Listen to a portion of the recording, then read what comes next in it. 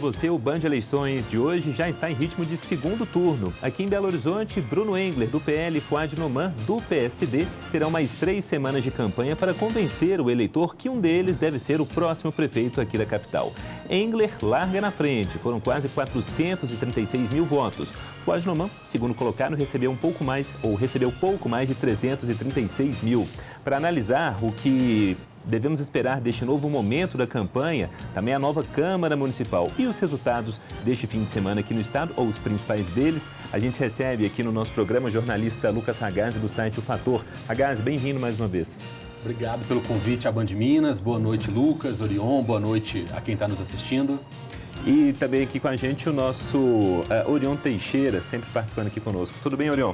Prazer estar aqui com vocês. Vamos para o segundo turno. Vamos para o segundo turno, estamos aqui então. Pessoal, sempre tem aquela máxima, né? Eleição de segundo turno, vem aí uma nova eleição. É isso mesmo? Tudo em aberto? O que você está imaginando aí, Ragazzi?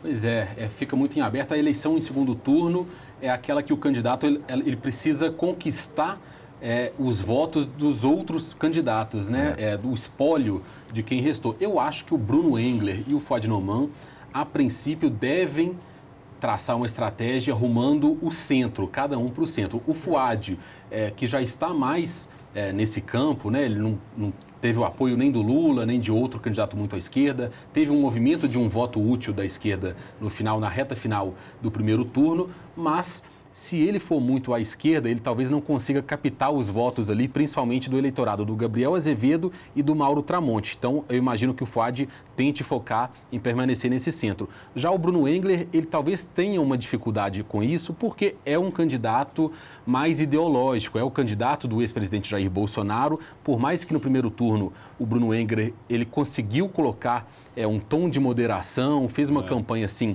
sem tentar explorar tanto a figura do Bolsonaro, mas terá mais dificuldade. Eu acho que é inevitável uma polarização, né, digamos, ideológica nessa fase de segundo turno, em função da presença do Bruno Engler, em função do avanço da direita e do bolsonarismo em todo o país, em Minas Gerais, no interior, aqui também na capital, na Câmara Municipal, a gente vai ver isso daqui a pouco. Então, veja bem, o Bruno Engler cresceu e ele conseguiu atrair o eleitorado da direita para si. Até que isso provocou o esvaziamento da candidatura de Tramonte, que estava liderando as pesquisas até a reta final da disputa. Então, ele vai ter que, ele vai continuar nessa direção, mas vai tentar equilibrar isso com uma posição de um gestor, alguém que se preocupa também com a pauta local, para não ficar completamente marcado, carimbado de direita. Da parte do Fouad, eu acho que ele tende também a ser envolvido por essa polarização, né? Independentemente da vinda do presidente Lula, se ele vai ligar para Lula, se Lula vai ligar para ele, se ele virar aqui, eu acho que ele até deve dosar essa participação de Lula para não dar mais pilha nessa ideologização que o Bruno Engler vai querer fazer nesse segundo turno. E me impressiona muito, além de todos os dados, vários dados que nos surpreenderam nesses resultados, que a gente vai falar sobre eles aqui, é a questão da abstenção em Belo Horizonte. Porque 30%, né?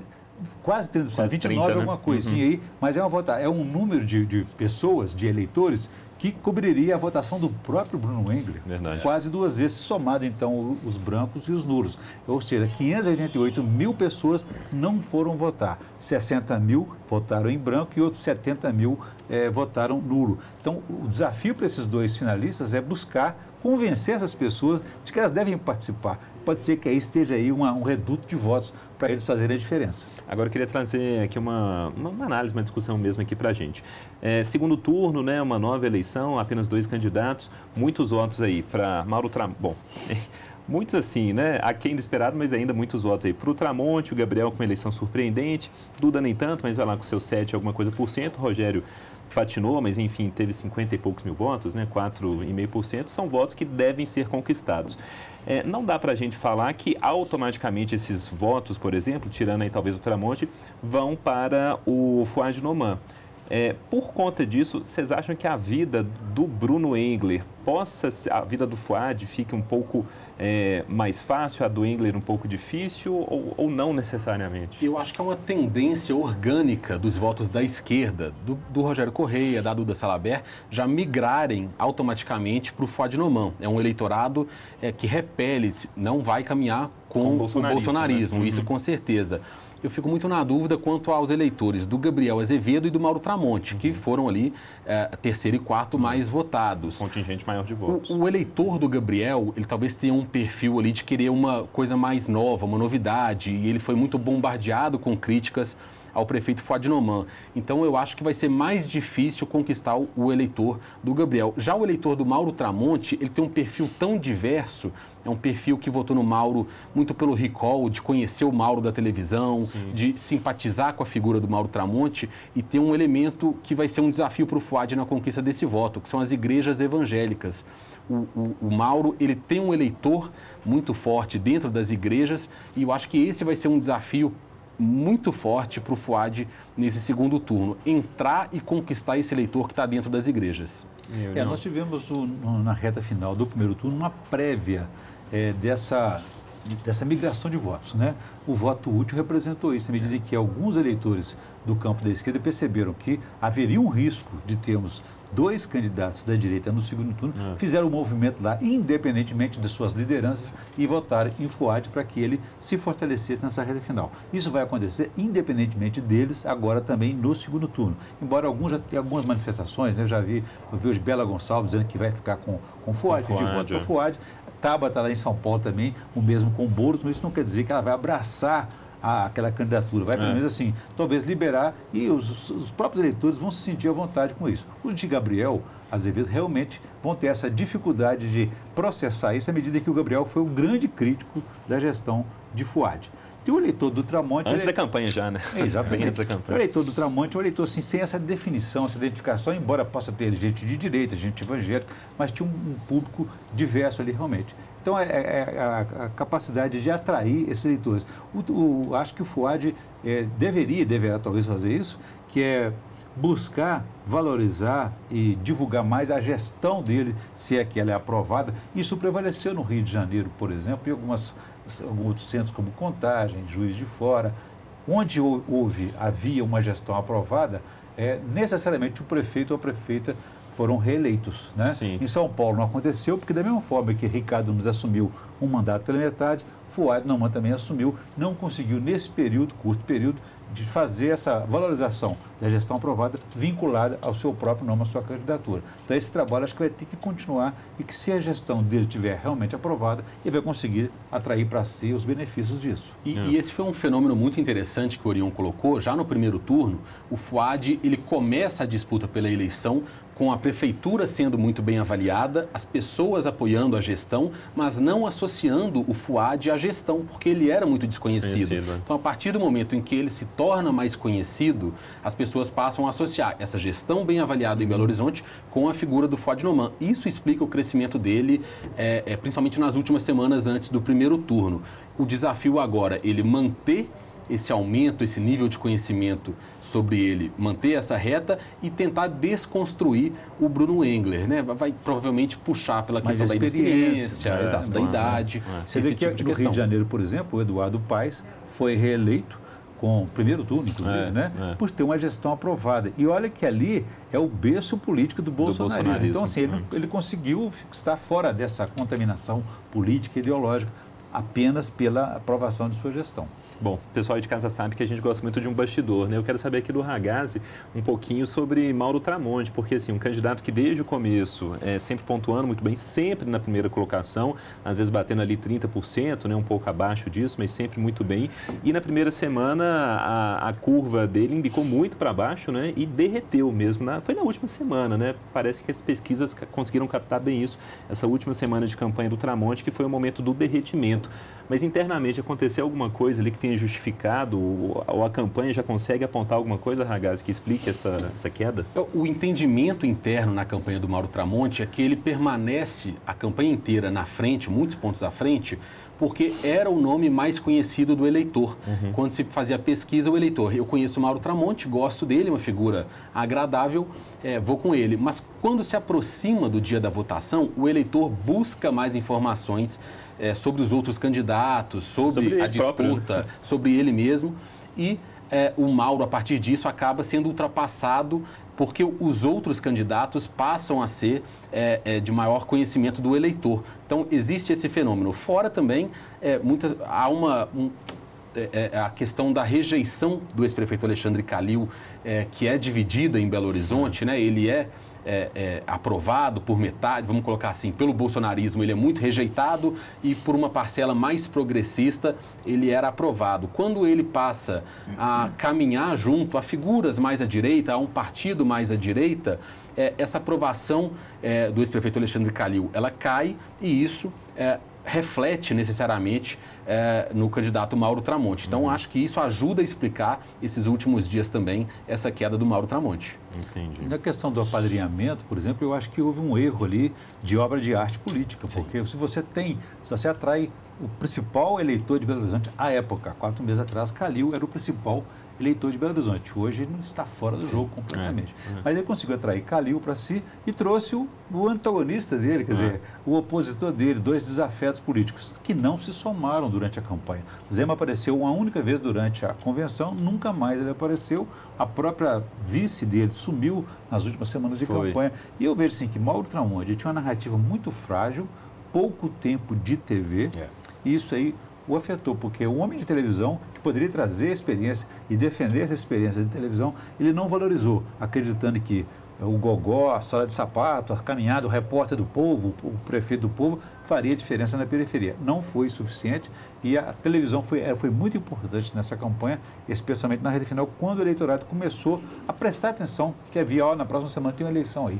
Então tem que ver quem são esses candidatos. E o Mauro Tramonte não correspondeu nesse sentido e, naturalmente, foi perdendo essa votação à medida que as pessoas foram conhecendo um e outro. E ele também foi muito criticado também no final. Sim. Foi lembrado da atuação dele na Assembleia Legislativa, na combinação com o apresentador. É verdade. Ficou bem. Lucas, tem um bastidor interessante sobre isso que o Orion falou, esse apoio do Romeu Zema ao Mauro Tramonte.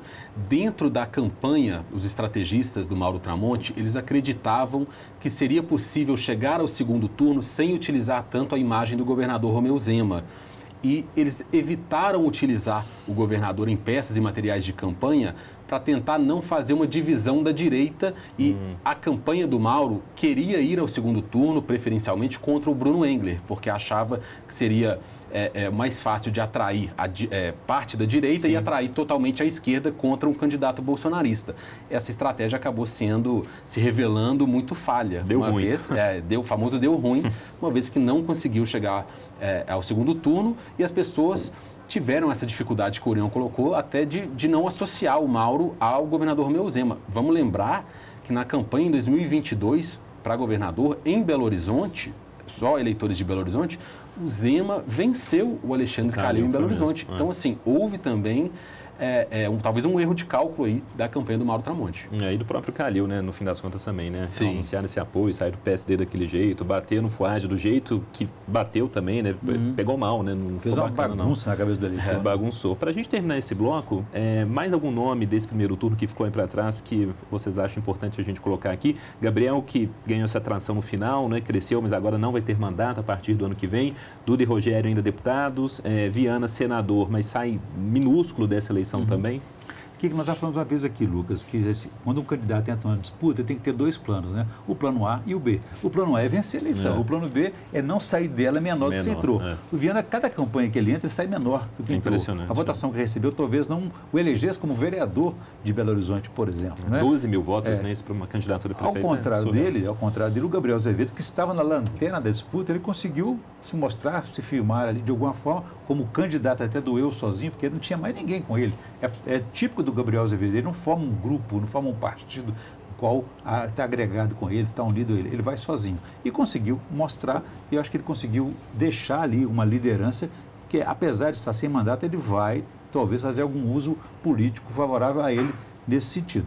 E a registrar também o péssimo desempenho, o fraco desempenho da esquerda como um todo, que não ouviu o conselho do presidente, a recomendação do presidente Lula lá no início do ano, que pedia a formação, a reedição de uma frente ampla, a mesma que o elegeu. Com o Fuad, né? Frente ampla. A frente ampla você busca os aliados, que inclusive garantem a governabilidade dele hoje. Então, em vez disso, fizeram uma frente de esquerda parcial em Belo Horizonte e o resultado foi esse. Eu concordo muito com os destaques do Orion. Primeiro, sobre o senador Carlos Viana, olha para você ver a situação. Viana, há 6 anos, no mandato de senador federal, 2 anos atrás, candidato a governador, ou seja, estava fresquinho na cabeça do eleitor. Pelo PL, né? Não foi pelo PL, partido, né? Exato, Pequeno. Com o tempo de televisão, com a estrutura e tudo. Nesta campanha, uma receita, uma verba de 10 milhões de reais vindos do fundão, se ele gastou esse dinheiro para a própria campanha, como o que ele utilizou esse dinheiro. Se é que foi para a campanha, aí são questões internas dele, mas ele tinha lá, pelo menos oficialmente, registrado ao TSE 10 milhões e ele teve um desempenho menor, menos votos do que 9 candidatos a vereador. Que foram eleitos. Então, assim, ele sai muito pequeno dessa eleição, mesmo para acender um sinal de alerta, um sinal vermelho para o Viana, para daqui a 2 anos. Será que ele vai para a reeleição? Ele vai arriscar um novo mandato, não retornar um novo mandato a Brasília ou a um novo mandato? O outro destaque, eu sigo o Orion também, eu acho que a esquerda, apesar de acho que teve um resultado até ok para a Câmara Municipal, para o Legislativo, na disputa majoritária, tanto o Duda Salabert quanto o Rogério Correia, o PT e o PDT, vou incluir o PSOL também nessa rede, falharam muito e não deixam legado algum para as próximas disputas. Não criaram com o eleitor uma liderança, uma conexão também com o Rogério. A Duda, eu sinto que ela já era muito grande e não conseguiu crescer nessa campanha. E o fato disso é que ela não consegue eleger nenhum candidato apoiado por ela para a Câmara Municipal. O PDT elegeu somente o Bruno Miranda, que na verdade apoiava o Fouad Noman, era o líder do Fouad na Câmara Municipal. Então também, eu acho que na disputa majoritária a esquerda deixou muito a desejar. Bom, é isso. A Band de Eleições está fazendo uma pausa e volta já já.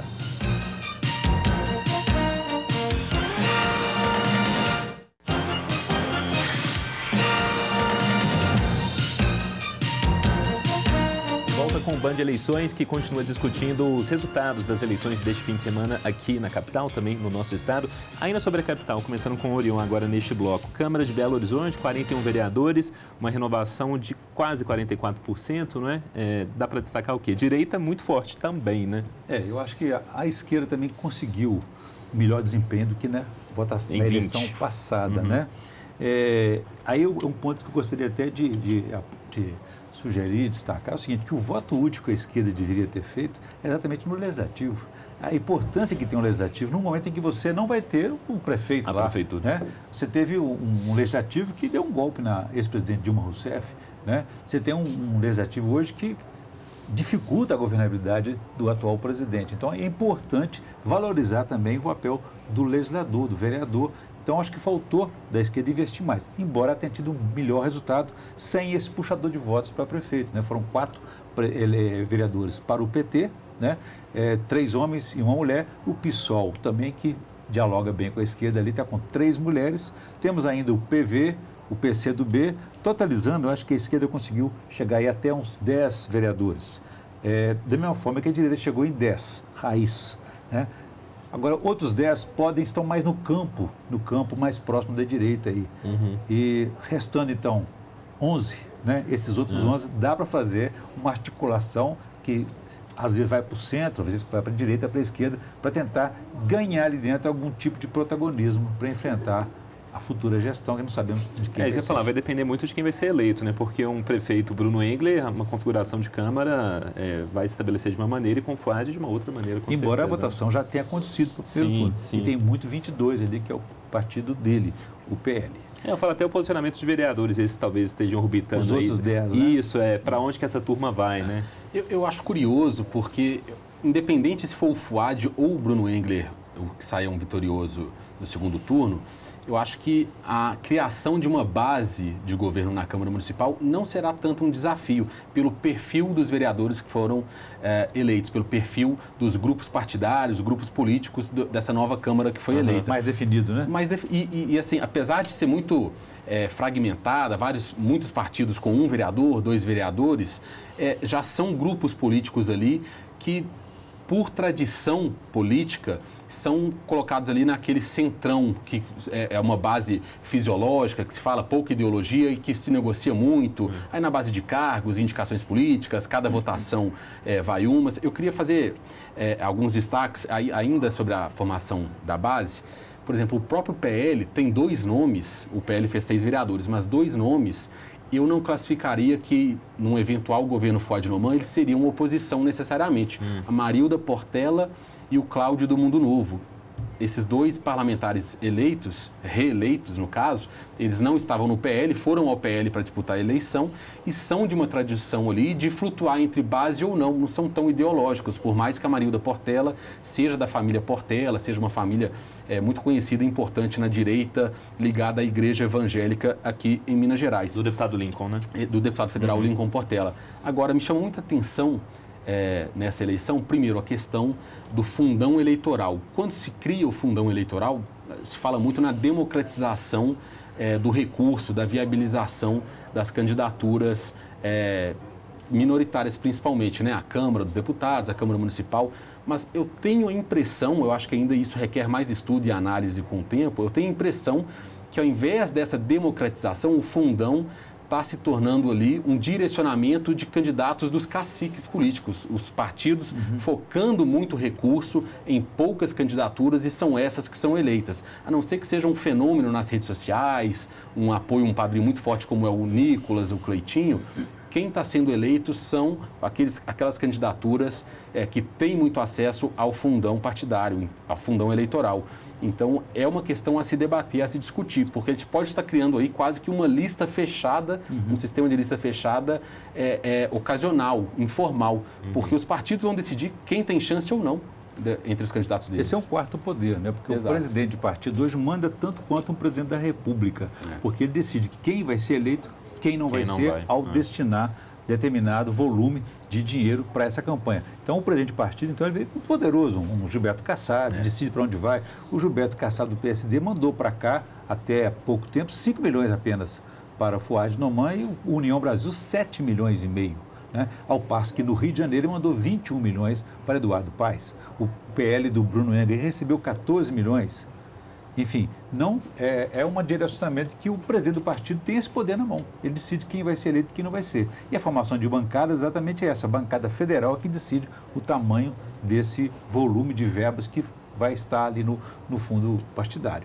Vamos falar um pouquinho sobre região metropolitana também. Algumas cidades aqui da Grande BH tinham a possibilidade de ter reeleição em segundo turno. Na prática, é só a capital, né, que vai para o segundo turno. Aqui na Grande BH, no interior, apenas Uberlândia ou Uberaba? Uberaba, que vai ter segundo turno. Aqui em Contagem, Marília Campos, conforme esperado, pesquisas mostravam, conseguiu mais um mandato, vai para o 4º mandato dela. Em Betim, um candidato apoiado por Vitório Medioli conseguiu também se eleger o Heron, candidato apoiado por ele, né, Ragazzi? Pois é, eu acho que as administrações que eram bem avaliadas, você pega Marília Campos em Contagem, muito bem avaliada, reeleita sem sustos. O Vitório Medioli em Betim, bem avaliado. O Heron Guimarães, ao longo da campanha, houve alguns sustos por conta de pesquisas, mas eleito tranquilo no primeiro turno. Em Nova Lima, o João Marcelo, do Cidadania, reeleito também sem sustos. Eu acho que talvez a grande novidade, a disputa mais acirrada que nós tivemos na região metropolitana tem acontecido em Sabará, com a vitória do sargento Rodolfo, do Republicanos, ante ao professor Costela, do PSD. Houve uma disputa muito intensa, mas com a vitória do sargento Rodolfo, que era o candidato do governo Zema, embora seja afiliado ao Republicanos. Aliás, Lucas, dos 8 municípios de Minas Gerais, cidades que poderiam realizar uma segunda votação, uma votação mais refletida, mais demorada, abriram mão disso em função desses ingredientes que o Lucas destacou aqui, que é o fato de uma gestão aprovada, bem avaliada, a prefeita reeleita, como foi a Margarida em Juiz de Fora, a Marília aqui, e também na Grande BH Neves, né? O prefeito conseguiu transferir os votos, assim como o Medioli fez da Embetim, foi uma transferência de votos para uma pessoa que era técnica, desconhecida, que não fazia política, como é o caso do Heron e o caso também do Túlio Raposo ali em Neves. Enfim, então, todos reconhecem que é a vitória do legado, né? Assim, o candidato do prefeito está conseguindo ser eleito em função dessa gestão que foi aprovada também. Então, ficamos só no segundo turno sobre Belo Horizonte,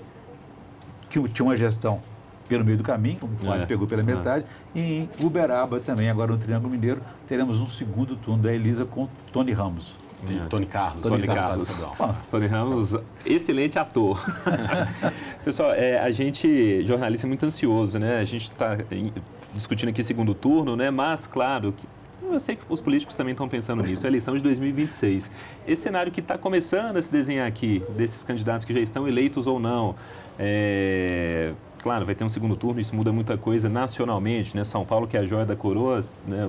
A cidade em disputa ainda, Ricardo Nunes e também Guilherme Boulos. Mas pensando em 2026, do tabuleiro que está colocado aqui em Minas Gerais, o que é que você destacaria se você fosse fazer algum palpite para a eleição daqui a 2 anos ainda? Eu acho que a articulação em Belo Horizonte, ela leva em conta 2026 desde o início. A opção do Partido Novo e do governador Romeu Zema em apoiar o Mauro Tramonte, que é do Republicanos, já era uma tentativa de colar no Republicanos, que em 2026 vai ter o senador Cleitinho como um dos nomes possíveis de ser candidato ao governo de Minas. Calil sem chance, você acha? No Republicanos? Eu acho que hoje o cenário é complicado para o Calil no Republicanos. Eu acho que o Republicanos não descartaria ter um nome tão competitivo quanto o senador Cleitinho e que não teria nada a perder sendo candidato ao governo de Minas, porque ele tem mais 4 anos garantido ao Senado. Eu não sei se eles desperdiçariam essa chance de um político tão popular e tão conhecido, principalmente pelas redes sociais. Esse segundo turno chama muita atenção também. Estou curioso ainda sobre o nível de intensidade que o governador Romeu Zema vai entrar na campanha do Bruno Engler, se para valer ou se é aquele apoio mais moderado, mais quieto, porque Bruno Engler é do PL, um partido que possivelmente pode caminhar com Zema numa candidatura ao Planalto, num partido que possivelmente pode caminhar com um candidato governista ao governo de Minas. Do outro lado, você tem o Fuad, do PSD, do grupo político do senador Rodrigo Pacheco, do ministro Alexandre Silveira, que são nomes que possivelmente podem rivalizar a nível nacional e estadual contra esse grupo do PL e do governador Romeu Zema. Então, já são sinais de que essa eleição ela é muito importante para 2026. Você ter ao seu lado, em 2026, a estrutura da Prefeitura de Belo Horizonte, da capital do estado, é muito importante. Julião. Bom, você levou para o plano estadual, né? Temos o plano ainda nacional, que eu já vejo, então, diga. Em 1 minutinho. A polarização entre a esquerda e a direita reflete exatamente isso. O bolsonarismo está se recuperando, né? Avançando nas capitais aí, para enfrentar a esquerda representada por Lula, o lulismo. Então, esse desafio, esse enfrentamento já começa a acontecer agora na campanha municipal. Os reflexos dessas eleições vão repercutir tanto para a eleição estadual como para a eleição também presidencial. Você tem tempo, seu banco de tempo está sobrando ainda. Você imagina o Calil em 26 em alguma disputa? Não consigo mais imaginar o futuro do Calil, porque primeiro que ele fez essa bagunça que nós falamos aqui e foi mal sucedido. E se fosse bem sucedido, ele estaria no mesmo condomínio que estaria lá Matheus Simões, que também é pré-candidato a governador. Aí o João Lucas falou em Cleitinho. O que vocês vão fazer com o Nicolas? Bom, boa pergunta, viu? Fica para o outro programa esse? Fica para o próximo programa. Na verdade, para os próximos, né? Porque a gente vai ter muito banho de eleições, muito entrevista coletiva para discutir isso. Que bom. Pessoal, obrigado mais uma vez. Ragazzi, estamos terminando aqui nosso banho de eleições. Volte em outras oportunidades, viu? Sempre bom tê-lo aqui. Sempre um prazer. Obrigado novamente à Band Minas, ao convite, ao Orion, a você, Lucas, pela conversa. Valeu, Orion. Prazer, até a próxima, né? Valeu, até a próxima. Bom, Band de Eleições terminando, agradecendo aqui aos nossos convidados e, claro, especialmente a você aí de casa. Ainda no assunto eleições, fica o convite, porque na próxima semana já está marcado o debate entre Bruno Engler, do PL, e Fuad Noman, do PSD, aqui na tela da Band. Essa disputa que promete ser boa aí de segundo turno. Para você, uma boa noite, uma boa semana. Até!